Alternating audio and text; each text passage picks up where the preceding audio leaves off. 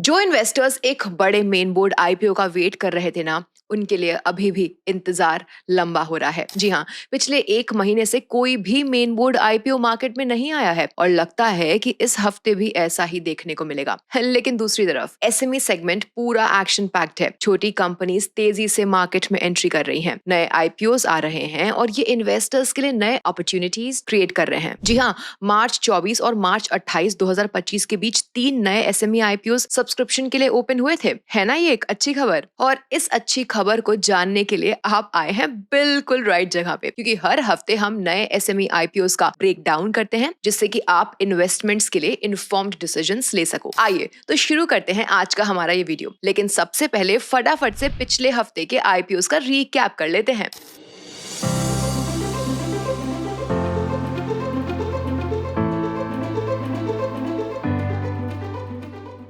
तो सबसे पहले बात करते हैं ग्रैंड कॉन्टिनेंट होटल्स लिमिटेड की। फ्रेंड्स, इंडिया के मिड मार्केट सेगमेंट में ऑपरेट करने वाली ग्रैंड कॉन्टिनेंट होटल्स लिमिटेड एक होटल चेन है जिसके 6 मेजर सिटीज में स्प्रेड 19 प्रॉपर्टीज में क्यूमुलेटिवली 900 प्लस रूम्स हैं। हर होटल स्ट्रेटेजिक लोकेशन पर बना है जहां पर बिजनेस और लेजर ट्रैवलर्स दोनों की जरूरतें ध्यान में रखी जाती हैं। अब अगर पिछले हफ्ते आए उनके 75 करोड़ रुपीस के आईपीओ की बात करें तो इसका अलॉटमेंट 25 मार्च 2025 को फाइनलाइज हुआ था। कंपनी एनएससी एसएमए पर 27 मार्च को लिस्ट हुई थी। आईपीओ प्राइस बैंड 107 से 113 रुपए पर शेयर पे फिक्स किया गया था, जिसके ऊपर कंपनी ने 0.09% डिस्काउंट पर लिस्ट होकर के एकदम फ्लैट ओपनिंग दी है। नेक्स्ट बात करते हैं rapid fleet management services limited के बारे में। तो ये कंपनी एक लॉजिस्टिक्स और रोड ट्रांसपोर्टेशन सर्विस प्रोवाइडर है जो B2B और B2C क्लाइंट्स दोनों को केटर करती है। Rapid fleet management currently 200 plus vehicles का फ्लीट मैनेज करती है जो उन्हें एफएमसीजी, ऑटोमोबाइल और इलेक्ट्रॉनिक्स जैसे मल्टीपल इंडस्ट्रीज को केटर करने में मदद करता है। आईपीओ की तरफ देखें तो इनका 43.87 करोड़ रुपीस का 100% फ्रेश इशू 21 मार्च 2025 से लेकर के 25 मार्च 2025 तक ओपन रहा था और 183 से 192 रुपीस के प्राइस बैंड पर 28 मार्च को कंपनी की एनएससी एसएमई प्लेटफॉर्म पर 195 रुपीस की फ्लैटिश लिस्टिंग हुई। चलिए अब चलते हैं तीसरी कंपनी की ओर जो कि है एक्टिव इंफ्रास्ट्रक्चर्स लिमिटेड। सो ये कंपनी सिविल कंस्ट्रक्शन कंपनी है जो इंफ्रास्ट्रक्चर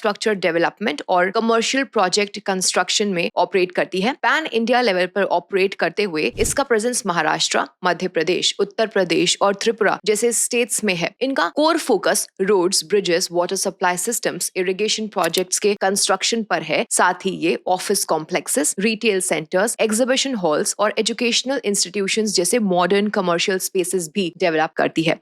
एक्टिव इंफ्रास्ट्रक्चर्स लिमिटेड का 77.83 करोड़ रुपीस का आईपीओ था जो कंप्लीटली फ्रेश इशू था। सब्सक्रिप्शन पीरियड 21 मार्च से 25 मार्च 2025 तक ओपन था। हालांकि ये कंपनी फुल्ली सब्सक्राइब्ड तो हो गई थी, लेकिन इसमें ज्यादा रिटेल इंटरेस्ट देखने को नहीं मिला था। इसका आईपीओ का प्राइस बैंड 178 से 181 रुपीस पर शेयर सेट किया गया है। 28 मार्च को इसका लिस्टिंग हुआ था, जहां पर कंपनी के शेयर्स 182 रुपीस प्राइस पर शेयर लिस्ट हुए हैं। कंपनी के शेयर्स की लिस्टिंग भी काफी मॉडेस्ट हुई है। Next on the recap list है श्री अहिंसा नेचुरल्स लिमिटेड की। तो जैसे कि हमने लास्ट वीडियो में बताया ही था, ये एक हर्बल एक्सट्रैक्ट मैन्युफैक्चरिंग कंपनी है जो caffeine anhydrous, green coffee bean extracts और क्रूड कैफीन का एक्सट्रैक्शन और प्रोडक्शन करती है। ये products eventually food and beverage, nutraceuticals, cosmetics और फार्मास्यूटिकल इंडस्ट्रीज में यूज होते हैं। एनएससी एसएमई प्लेटफॉर्म पर 2 अप्रैल को लिस्ट होने जा रही इस कंपनी का 73.81 करोड़ रुपीस का आईपीओ का अलॉटमेंट 28 मार्च 2025 को फाइनलाइज हो चुका है। अगली कंपनी की तरफ जाने से पहले सब्सक्रिप्शन नंबर्स पर नजर डाल लेते हैं। कंपनी को 62.71 टाइम्स सब्सक्राइब किया गया है। आइए अब आगे बढ़ते हैं और एक नजर डालते हैं एटीसी एनर्जीज लिमिटेड की ओर। ये कंपनी ना काफी इंटरेस्टिंग स्पेस में काम करती है। एनर्जी सेक्टर और इनोवेटिव एनर्जी सॉल्यूशंस प्रोवाइड करने वाली ये कंपनी लिथियम और ली आयन बैटरीज का प्रोडक्शन और सप्लाई करती है। पहले तो ये कंपनी सिर्फ मिनी बैटरीज ही बनाती थी जो बैंकिंग इंडस्ट्री में पीओएस मशीन्स और एटीएम्स के लिए यूज होती थी, लेकिन अब ये हर साइज की बैटरीज मैन्युफैक्चर करती है जो automobiles, industrial, UPS, energy storage systems और वेइंग स्केल्स जैसे मल्टीपल इंडस्ट्रीज में यूज होती है। एटीसी एनर्जी सिस्टम लिमिटेड का 63.76 करोड़ रुपीस का आईपीओ था, जिसमें 51.02 करोड़ रुपीस का फ्रेश इशू था, 12.74 करोड़ रुपीस का ऑफर फॉर सेल था। जस्ट लाइक श्री अहिंसा, इस कंपनी की लिस्टिंग भी एनएससी एसएमई प्लेटफॉर्म पर 2 अप्रैल को होने जा रही है। अलॉटमेंट 28 मार्च 2025 को फाइनलाइज हो चुका है और ये देखना बचा है कि 112 से 180 रुपीस पर शेयर पर सेट किया गया ये आईपीओ कैसी लिस्टिंग देता है। लेकिन तब तक हम इसके सब्सक्रिप्शन पर एक नजर डाल लेते हैं। कंपनी को को टोटल 1.61 टाइम्स सब्सक्राइब किया गया है। वेल, अब नजर डालते हैं इस रिकैप की लास्ट कंपनी पर, जो की है आइडेंटिक्स वेब लिमिटेड। वेल, ये एक टेक्नोलॉजी कंपनी है जो शॉपिफाई ऐप डेवलपमेंट और कस्टम वेब सॉल्यूशंस में स्पेशलाइज करती है, जहां ये एप्स के साथ साथ PHP और रिएक्ट बेस्ड वेब एप्स और वर्डप्रेस प्लगइन्स भी डेवलप करती है। ई कॉमर्स, फैशन, फिनटेक और SaaS इंडस्ट्रीज को केटर करने वाली इस कंपनी का 16.63 करोड़ रुपीस का IPO का अलॉटमेंट 1 अप्रैल 2025 को फाइनलाइज होने जा रहा है। इसका BSE SME प्लेटफॉर्म पर टेंटेटिव लिस्टिंग अप्रैल 3, 2025 रखा गया है। IPO का प्राइस बैंड 51 से 54 रुपीस पर शेयर सेट किया गया है, जिसके ऊपर IPO को 26.15 टाइम्स सब्सक्राइब किया गया है। वेल, अब पिछले हफ्ते के IPOs जो क्लोज हुए थे उनके बारे में तो हम जान चुके हैं। अब देखते हैं कि इन्हें कैसा रिस्पॉन्स मिला है in terms of subscription and listing gains. भाई साहब, इतनी सारी कंपनीज। खैर, ये बात सच है कि एक इन्वेस्टर बहुत सोच समझकर कोई भी डिसीजन लेता है। हर कंपनी की स्ट्रेंथ और वीकनेस को एनालाइज करता है और तब कहीं जाकर के कोई डिसीजन लेता है, राइट। बट अगर कंपेयर करें तो इन सब कंपनीज में से डेस्को इंफ्राटेक लिमिटेड काफी इंटरेस्टिंग लग रही है। और हाँ, ध्यान रहे, ये कोई बाय या फिर सेल रिकमेंडेशन नहीं है हमारी तरफ से, सिर्फ एजुकेशनल पर्पसेस के लिए ही है। वेल, लास्ट वीक हमने इस कंपनी को काफी डिटेल में समझा तो था, बट जस्ट फॉर क्लैरिटी मैं आपको बता दूं कि डेस्को इंफ्राटेक लिमिटेड एक इंफ्रास्ट्रक्चर कंपनी है जो इंजीनियरिंग, प्लानिंग और कंस्ट्रक्शन यानी कि EPC में स्पेशलाइज करती है। और खास करके ये city gas distribution, road infrastructure, renewable energy, water और पावर सेक्टर्स में ऑपरेट करती है। वेल, पैन इंडिया ऑपरेशंस के साथ ये 14 स्टेट्स के 55 प्लस सिटीज में अपने सर्विसेज दे चुकी है, जिसमें 4000 किलोमीटर से ज्यादा MDPE पाइपलाइंस बिछाई गई हैं और 2 lakh plus piped natural gas connections residential, industrial और कमर्शियल क्लाइंट्स तक पहुंचाए गए हैं। वेल, वाटर इंफ्रास्ट्रक्चर के सेगमेंट में भी company distribution networks, open wells, sump wells और ओवरहेड टैंक्स का डिजाइन और कंस्ट्रक्शन करती है। डेस्को इंफ्राटेक लिमिटेड अपनी स्ट्रॉन्ग टेक्निकल एक्सपर्टीज और एग्जीक्यूशन कैपेबिलिटीज के साथ साथ इंडिया के इंफ्रास्ट्रक्चर ग्रोथ में एक की प्लेयर की तरह उभर रही है, स्पेशली जिस तरह से के फोकस सेंट्रल गवर्नमेंट का इस सेक्टर पर है। वेल, अब इस कंपनी में सबसे इंटरेस्टिंग बात यह है कि एज ऑफ December 31, 2024 कंपनी के पास 78 ऑनगोइंग प्रोजेक्ट्स और 7 अपकमिंग प्रोजेक्ट्स हैं, जिसका टोटल वैल्यू 243.67 करोड़ रुपीस है। ये प्रोजेक्ट्स के ऑर्डर्स फ्यूचर में कंपनी के रेवेन्यू ग्रोथ को बूस्ट दे सकते हैं। डेस्को इंफ्राटेक लिमिटेड ने अपने फाइनेंशियल परफॉर्मेंस में अच्छा इंप्रूवमेंट दिखाया है, जिसका इंपैक्ट रेवेन्यू और प्रॉफिट्स में साफ दिख रहा है। गौर करने की बात यह है कि कंपनी का FY25 के फर्स्ट 6 मंथ्स में ही रेवेन्यू फ्रॉम ऑपरेशंस FY24 के रेवेन्यूज के ऑलमोस्ट 77% तक आ गया है, वो भी विद इंप्रूव्ड मार्जिन्स। वेल, ये तब जब इंफ्रास्ट्रक्चर कंपनीज के लिए H2 ज्यादा स्ट्रॉन्ग होता है, प्लस जो उनके हाथ में ऑर्डर बुक है उसको देखकर लगता है कि कंपनी का ग्रोथ सस्टेनेबल हो सकता है फ्यूचर में। वेल, अगर आप पीयर्स के साथ भी कंपैरिजन देखोगे तो डेस्को इंफ्राटेक का परफॉर्मेंस इंडस्ट्री के लिस्टेड पीयर्स के कंपैरिजन में भी काफी कॉम्पिटिटिव रहा है। कंपनी के पैट मार्जिन 11.76% थे, जो कि रुद्रा गैस एंटरप्राइज के 7.41% से काफी ऊपर और लिखिता इंफ्रास्ट्रक्चर के 15.64% के आसपास हैं। वैल्यूएशन पर्सपेक्टिव से देखा जाए तो डेस्को इंफ्राटेक का फाइनेंशियल पोजीशन काफी स्टेबल है। FY24 में कंपनी का ROE 40.61% तक पहुंच चुका है, जहां रुद्रा गैस एंटरप्राइज का ROE 27.62% और लिखिता इंफ्रास्ट्रक्चर का 24% रहा। वेल, डेट काफी मैनेजेबल लेवल पर है with a debt to equity ratio of 0.34, जो इंडस्ट्री के स्टैंडर्ड्स के अकॉर्डिंग सेफ है। तो चलिए इसके साथ अब आगे बढ़ते हैं और बात करते हैं आने वाले हफ्ते में आ रहे 3 SME IPOs के बारे में। सबसे पहले नजर डालते हैं इन्फोनेटिव सॉल्यूशंस लिमिटेड के ऊपर। सो इन्फोनेटिव सॉल्यूशंस लेकर के आ रही है अपना 24.71 करोड़ रुपीस का 100% फ्रेश इशू SME IPO, जो 28 मार्च 2025 से ओपन हुआ था और 3 अप्रैल 2025 तक इंटरेस्टेड इन्वेस्टर्स के लिए अवेलेबल है। IPO का प्राइस बैंड 75 से 79 रुपीस पर शेयर रखा गया है, जिसमें 50% हिस्सा क्वालिफाइड इंस्टीट्यूशनल बायर्स के लिए, 15% हाई नेट वर्थ इंडिविजुअल्स के लिए और 35% रिटेल इन्वेस्टर्स के लिए रिजर्व किए गए हैं। शेयर अलॉटमेंट 4 अप्रैल 2025 को होगा और लिस्टिंग 8 अप्रैल 2025 को BSE पर होगी। इन्फोनेटिव सॉल्यूशंस अपने 25 करोड़ रुपीस IPO फंड का लगभग 30% यूज नए products, courses, learning management systems के नए फीचर्स डेवलप करने और तो लैपटॉप्स परचेज करने के लिए यूज करेगी। 20% वर्किंग कैपिटल रिक्वायरमेंट्स को फुलफिल करने में किया जाएगा ताकि ऑपरेशंस स्मूथली चले और बचा हुआ 50% कंपनी जनरल कॉर्पोरेट पर्पसेस और फ्यूचर एक्विजिशंस के लिए एलोकेट किया गया है, जो इन्फोनेटिव की लॉन्ग टर्म ग्रोथ और एक्सपेंशन में हेल्प करेगा। कंपनी की शुरुआत 1998 में हुई थी और तब से लेकर के अब तक ये IT सोल्यूशन प्रोवाइडर के रूप में अपने कस्टमर्स के लिए कस्टम लर्निंग सॉल्यूशंस को डिजाइन कर रही है जो अलग अलग इंडस्ट्रीज के क्लाइंट्स की ट्रेनिंग और स्किल डेवलपमेंट की जरूरतें पूरा करता है। ये कंपनी अपने क्लाइंट्स के लिए कॉम्पिटेंसी फ्रेमवर्क्स डेवलप करती है। सिंपल भाषा में समझाऊं तो इन्फोनेटिव किसी भी ऑर्गेनाइजेशन में एम्प्लॉयज की स्किल्स और एबिलिटीज को और भी एनहांस करने का काम करती है। सिंपली पुट, ये ऑर्गेनाइजेशंस के एम्प्लॉयज की ट्रेनिंग नीड्स को आइडेंटिफाई करने के लिए असेसमेंट टेस्ट रन करती है और फिर रिजल्ट्स के बेसिस पर उस पर्टिकुलर ऑर्गेनाइजेशन को कस्टमाइज्ड लर्निंग कंटेंट डिजाइन करके देती है और ये कंटेंट ऑर्गेनाइजेशन के गोल्स, ऑडियंस और स्पेसिफिक टॉपिक्स के हिसाब से टेलर मेड होता है। सिर्फ इतना ही नहीं, कंपनी एक cloud based learning management system यानी कि LMS भी देती है जिससे ऑर्गेनाइजेशंस अपनी ट्रेनिंग प्रोग्राम्स को मैनेज, डिलीवर और ट्रैक कर सके। बेसिकली ये एक वन स्टॉप सोल्यूशन है दोस्तों जो ट्रेनिंग को ऑर्गेनाइज्ड और रिजल्ट ड्रिवन बनाता है ताकि वो अपने कस्टमर्स की प्रोडक्टिविटी और एफिशिएंसी को इंप्रूव कर सके, जिसका trickle down impact customer cost heads पर भी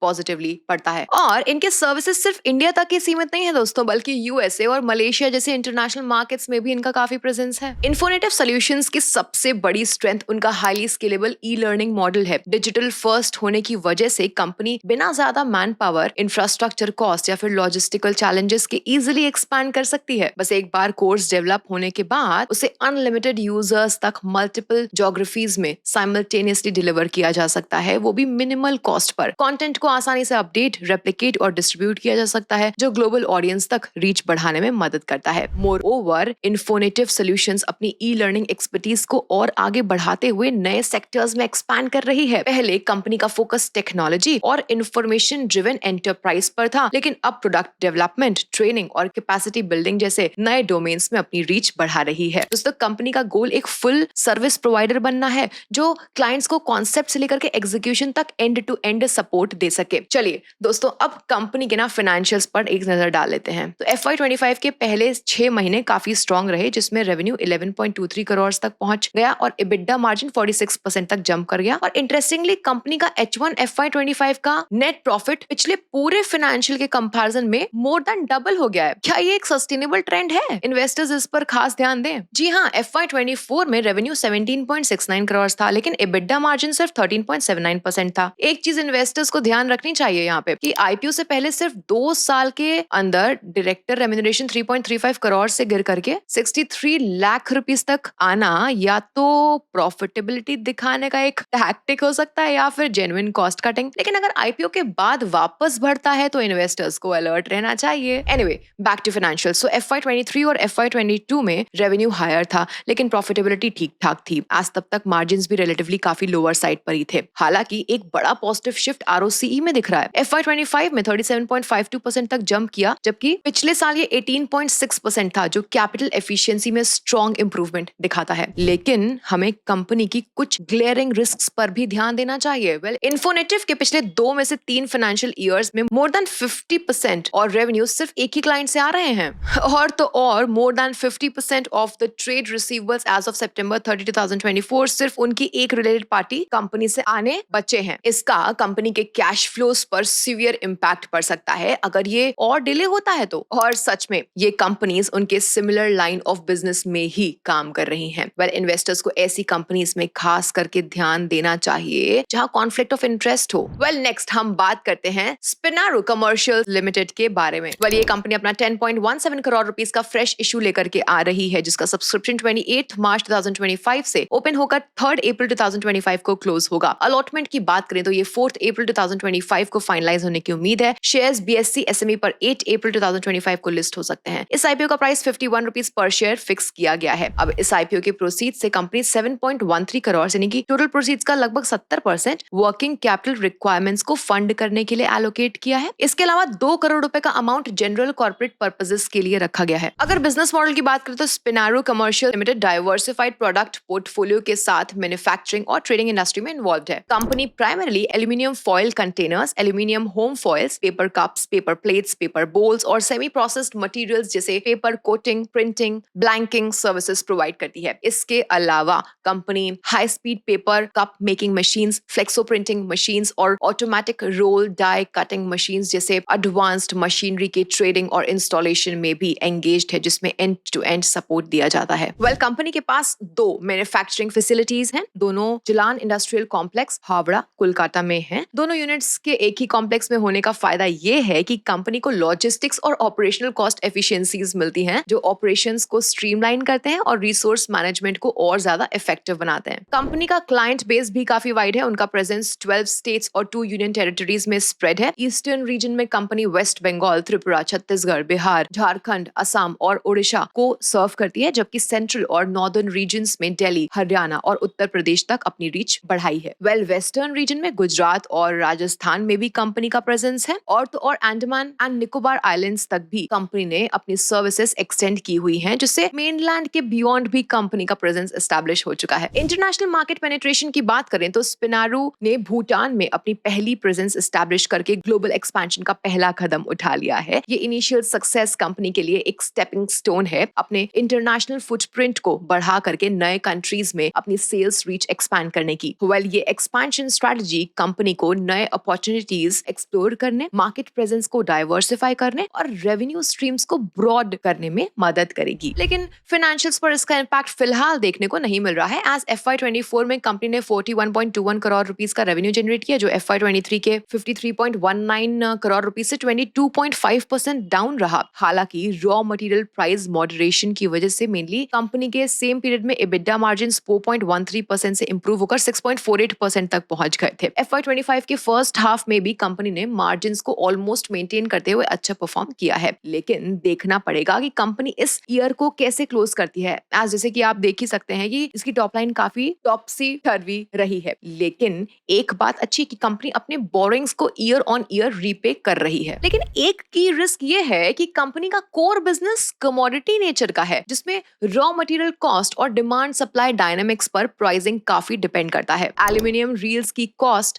ग्लोबल कमोडिटी प्राइसेस और फॉरेक्स रेट्स पर डिपेंड करती है। जी हाँ, अगर रॉ मटेरियल प्राइसेस में वॉलेटिलिटी आती है या फिर फॉरेक्स फ्लक्चुएशंस होते हैं तो कंपनी के प्रॉफिट मार्जिन्स पर सिग्निफिकेंट इंपैक्ट हो सकता है। एंटी डंपिंग ड्यूटीज और जियोपॉलिटिकल इश्यूज के वजह से इंपोर्ट्स की डिपेंडेंसी भी एक की रिस्क है, जो प्रोक्योरमेंट कॉस्ट्स को अनप्रेडिक्टेबल बनाता है। इसके अलावा कुछ और भी ऐसी चीजें हैं जो आपको बिजनेस के रिलेटेड ध्यान में रखनी चाहिए। कंपनी की प्रोडक्शन का एक significant part aluminium home foils और कंटेनर्स पर डिपेंड करता है, जिसमें एल्यूमिनियम रील्स का यूज होता है। कंपनी मेजरली थाईलैंड से एल्यूमिनियम रील्स इंपोर्ट करती है। पहले चाइना से इंपोर्ट्स पर एंटी डंपिंग ड्यूटी लगने के बाद प्रोक्योरमेंट कॉस्ट बढ़ गई थी। Aluminium reels unlike paper roles significantly ज्यादा एक्सपेंसिव होते हैं, और एल्यूमिनियम का एयर के साथ रिएक्शन होने पर ऑक्सीडेशन होता है, जिसमें मटेरियल ब्लैक हो जाता है और अनयूजेबल बन जाता है। दूसरा, company high inventory levels maintain करती है ताकि अनइंटरप्टेड प्रोडक्शन इंश्योर हो सके। FY24 में इन्वेंट्री टर्नओवर रेशियो 4.58 था, जो कि इस इंडस्ट्री का एवरेज से ज्यादा है। हाई इन्वेंट्री मेंटेन करना वर्किंग कैपिटल पर प्रेशर डालता है और रॉ मटेरियल के स्क्रैप होने, डिके, वेयर एंड टेयर का रिस्क भी बढ़ता है। अगर कंपनी इन्वेंट्री को इफेक्टिवली मैनेज नहीं कर पाई तो या तो प्रोडक्ट शॉर्टेज या एक्सेस इन्वेंट्री एक्यूमुलेट होने का रिस्क है, जो कैश फ्लोस को एडवर्सली इंपैक्ट कर सकता है। कंपनी की मैन्युफैक्चरिंग फैसिलिटीज वेस्ट बंगाल में लोकेटेड है, जो ऑपरेशनल रिस्क्स को ज्योग्राफिकल कंसंट्रेशन से जोड़ता है। अगर किसी भी रीजनल लेवल पे civil unrest, social disturbances, natural calamities like cyclone या लेट्स से अनफोर्सीन इवेंट्स होते हैं तो इसका डायरेक्ट इंपैक्ट मैन्युफैक्चरिंग, ट्रांसपोर्टेशन और रेवेन्यू पे पड़ता है। लास्टली आइए बात करते हैं आज की आखिरी SME IPO कंपनी के बारे में। ज्वेलरी मैन्युफैक्चरर रिटागियो इंडस्ट्रीज का 15.5 करोड़ रुपीस का IPO एक फिक्स्ड प्राइस इशू है, जो सब्सक्रिप्शन के लिए 27 मार्च 2025 को खुला था। 2 अप्रैल 2025 तक ओपन रहेगा। अलॉटमेंट 3 अप्रैल 2025 थर्सडे को फाइनलाइज होने की उम्मीद है। इसका प्राइस 25 रुपए पर शेयर फिक्स किया गया है। कंपनी के शेयर्स BSE SME पर टेंटेटिवली 7 अप्रैल 2025 यानी कि मंडे को लिस्ट होंगे। रिटागियो इंडस्ट्रीज अपने IPO से जो नेट फंड्स रेज करेगी उनका इस्तेमाल 2 इंपॉर्टेंट चीजों के लिए किया जाएगा। पहला ऑब्जेक्टिव है कुछ डेट फैसिलिटीज का रीपेमेंट या फिर प्रीपेमेंट, जिसके लिए कंपनी 2 करोड़ रुपए एलोकेट कर रही है। दूसरा और सबसे बड़ा हिस्सा वर्किंग कैपिटल रिक्वायरमेंट्स के लिए रखा गया है, जिसमें 13.4 करोड़ रुपीस का फंड यूज होगा। रिटागियो इंडस्ट्रीज लिमिटेड एक ज्वेलरी मैन्युफैक्चरिंग कंपनी है जो नेकलेसेस, ब्रेसलेट्स, इयररिंग्स और दूसरे डेकोरेटिव पीसेस बनाती है। ये कंपनी खास तौर पर B2B सेक्टर में काफी एक्सपीरियंस्ड है और high and heritage jewellery segment में ऑपरेट करती है। दोस्तों, कंपनी के पास एक dedicated in house design team है जो कस्टमर नीड्स और मार्केट ट्रेंड्स को ध्यान में रखते हुए एक वाइड रेंज ऑफ प्रोडक्ट्स को ऑफर करती है। इसकी प्रोडक्ट्स रेंज में रिंग्स और बैंगल्स के साथ साथ ईयररिंग्स और नेकलेसेस भी शामिल हैं। ज्वेलरी बनाना एक स्किल्ड काम है जो एक्सपीरियंस, प्रिसिशन और क्रिएटिविटी मांगता है। बिल्कुल। तो मास प्रोड्यूस्ड ज्वेलरी मशीन से बनती हैं, जबकि कस्टम मेड पीसेस हाथ से क्राफ्टेड होते हैं और उन्हें बनाने में ज्यादा टाइम लगता है। फाइनल क्वालिटी पूरा डिपेंड करता है मैन्युफैक्चरर की स्किल पर। रिटागियो का कहना है कि ये क्राफ्ट्समैनशिप उनकी स्ट्रेंथ है। हालांकि रिटागियो इंडस्ट्रीज जो 2022 में इनकॉर्पोरेट हुई थी, अभी अपनी जर्नी के शुरुआती फेज में ही है। Company high quality jewellery design और ड्यूरेबिलिटी पर फोकस कर रही है, लेकिन अभी तक उसका इंडस्ट्री में कोई प्रूवन ट्रैक रिकॉर्ड नहीं है। एक नए प्लेयर के रूप में ये किस तरीके से स्केल अप करती है अपना बिजनेस, वो देखना अभी भी बाकी है। तो चलिए दोस्तों, अब हम देखते हैं रिटागियो के फाइनेंशियल्स का हाल कैसा है। सबसे पहले बात करते हैं FY25 के फर्स्ट 6 मंथ्स की। तो इस पीरियड में कंपनी का रेवेन्यू ऑलमोस्ट 9 करोड़ रुपीस का रहा, जो पिछले साल के टोटल 23.27 करोड़ रुपीस का लगभग आधे से भी कम है। और कंपनी का ऑपरेटिंग मार्जिन FY25 में 17.51% है, जो कि लास्ट फाइनेंशियल्स से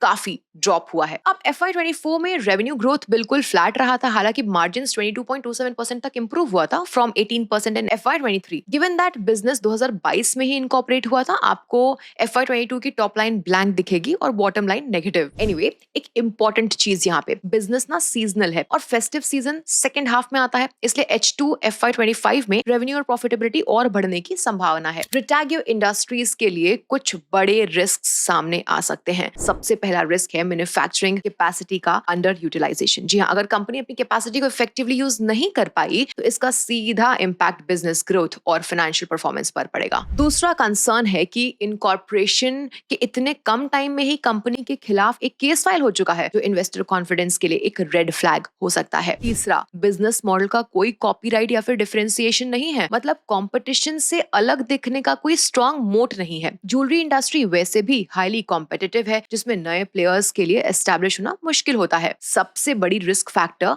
कंपनी और मैनेजमेंट का कोई प्रूवन ट्रैक रिकॉर्ड नहीं है। क्या ये लॉन्ग टर्म सस्टेनेबिलिटी और ग्रोथ डिलीवर कर पाएगी, ये भी देखना बाकी है। तो दोस्तों, मार्केट में नए एंट्रेंट्स आना एक पॉजिटिव साइन है, लेकिन जरूरी है कि हम हर आईपीओ को सिर्फ लिस्टिंग गेन्स के एंगल से ना देखें, बल्कि उसके लॉन्ग टर्म फंडामेंटल्स को भी समझें। इन्वेस्टमेंट का मतलब सिर्फ शॉर्ट टर्म प्रॉफिट्स नहीं, बल्कि एक स्ट्रॉन्ग पोर्टफोलियो बिल्ड करना है। तो अगर आप नए एसएमई आईपीओस को ट्रैक कर रहे हैं, तो हमेशा इनके फाइनेंशियल्स, ग्रोथ प्रोस्पेक्ट्स और रिस्क फैक्टर्स का प्रॉपर एनालिसिस करिए। और अब तो मार्केट भी टाइम दे रहा है क्वालिटी स्टॉक्स को पिक करने के लिए। अगर आपको ये एनालिसिस इंसाइटफुल लगी है तो प्लीज वीडियो को लाइक करिए, शेयर करिए और ऐसे ही और अपडेट्स के लिए चैनल को सब्सक्राइब करिए। कोई भी अगर आपके मन में सवाल हो तो कमेंट्स में जरूर लिखिए। मिलते हैं आपसे अगले वीडियो में नेक्स्ट वीक।